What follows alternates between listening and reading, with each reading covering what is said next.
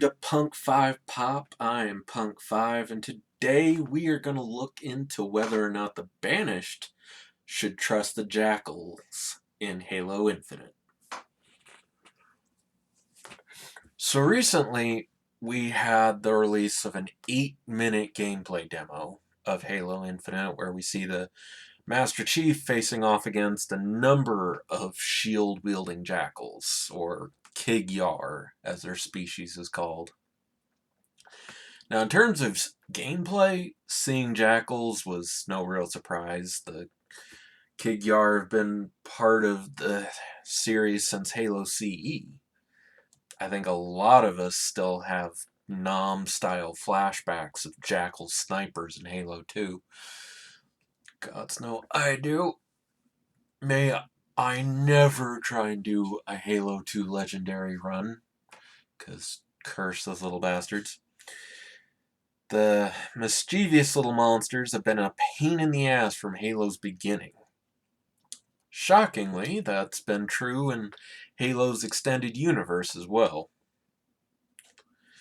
If you've read any of the Halo books or comics or listened to the second season of the Hunt the Truth podcast, then you've got a pretty good idea of what I'm talking about. The Kig-Yar as a species are sneaky, distrustful, opportunistic. They'll gladly stab each other in the back, let alone members of any other race. Especially I can't quite remember the exact term for them, but the brood mothers who control the nests and clans. I mean, even during the Covenant days, the Jackals acted more like pirates than evangelical worshippers of the Forerunners. It's hard to say for sure that they ever even truly believed in the Covenant's religion. It seems more likely they went along with it for security and profit, seeing as the Covenant had a way of dealing with non-believers, let's say. Mostly that included trying to wipe out your entire species if you didn't go along with them. And that was a fact that the San Shayum prophets were smart enough to see, so that they kept the Kig-Yar away from anything truly important. The Jackals made better scouts, mapping out areas of space looking for artifacts of the Forerunner religion, than they did anything else. In fact, it was actually a Jackal ship that made first contact with humanity. They stumbled onto a single cargo ship on its way to the colony of Harvest. A ship that they immediately attacked in order to steal anything not nailed down, thinking that they could just gather up a great deal of profit and then turn over anything extra valuable to the artifact ministry. So, if the bird-like aliens have always been so untrustworthy, why should the Banished trust them any more than the prophets did? Overall, they shouldn't trust the conniving little bastards with anything, I would think. The brutes would probably be better off firing them all out of an airlock and moving on with their day. Which, to be fair, seems like something that most brutes would have enjoyed quite a bit. But the reason that they have not done that is because the Banished leadership knows they can use those natural Kig-Yar qualities to a better advantage than the Covenant ever could. Their leaders like Atriox could see that not only are Jackals fearsome warriors, their cunning is an invaluable asset to have on your side. Perhaps you can't put your full trust in their species, but you can trust them to lead you to a treasure trove of resources for your faction. You just have to let them take their cut first, and then distribute the rest. Two ideas that Covenant leadership are never keen on. Nearly every relic that was found had religious importance of some sort, and had to be handled carefully. The Banished, however, are not caught up in any kind of religious fervor. All they're interested in is domination and strength. As long as the Banished leadership are willing to let the Kig-Yar build that personal wealth and have their little internal squabbles, they're mostly dependable.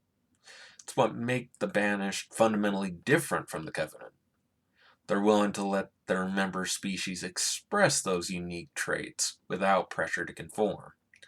So yes, the Banished can trust the Jackals, generally, so long as they remember how deceptive the little bird-like monsters are at their heart. Well, will that arrangement be able to continue over a long period of time? That's actually a little bit more interesting question, because if you've read some of the books like the Kilo 5 trilogy, you'll see that the Kig-Yar on colonies like Venezia have actually made a pretty good name for themselves and made quite a bit of wealth, actually. They're holding auctions, they're selling everything from junk ships to locations of hidden artifacts or weapon caches. They've actually been doing quite well dealing with humans on a human colony like Venezia, where aliens of all types are welcome.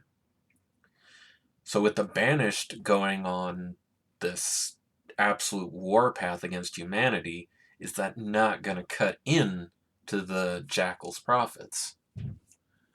Or are we going to see certain Jackal clans stick with the Banished while opposing groups go along with humanity's, let's say, fringe elements? Your smugglers, your warmongers, your arms dealers. Because the Kig-Yar can always be trusted to go where there's profit. But they're also not stupid enough to try and pick a losing side. So it might be interesting to see how this is all going to pan out just with the Jackals. Because in the EU, we've already seen the grunts initially flock to Cortana and her created. Yet we also now see a bunch of grunts working with the Banished. So either there's been a divide even among the grunts already, or the Banished have worked out some kind of deal with humanity's created AI. The Kig-Yar, on the other hand, are just going to be such an interesting element, because you have an innate greed in them, you have the innate fear and desire for basically a comforting overlord in the grunts. The brutes are out for power and blood. And the elites generally are interested in honor and honorable combat. So if any of the Covenant species I could see splitting away from the Banished, it would be the Kig-Yar. So let me know what you all think might happen with the Jackals and Halo Infinite in the comment section below. I'd love to hear what you have to say about it. In the meantime, I've been Punk5. Check me out on social media like Twitter, Facebook, and Instagram. Until next time, it's been good. See you later.